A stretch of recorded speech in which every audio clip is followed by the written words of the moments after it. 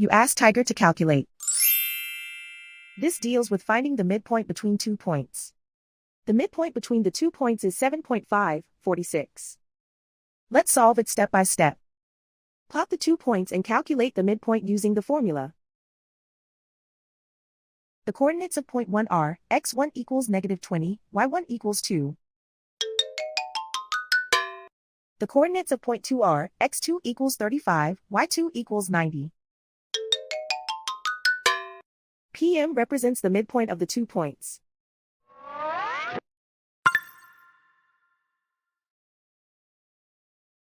Use the x values in the midpoint formula to find the midpoints x.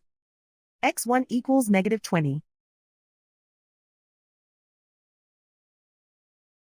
x2 equals 35. Simplify the arithmetic.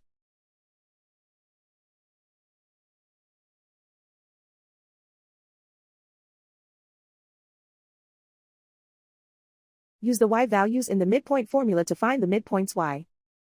y1 equals 2.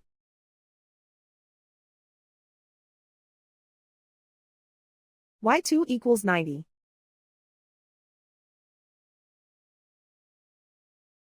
Simplify the arithmetic.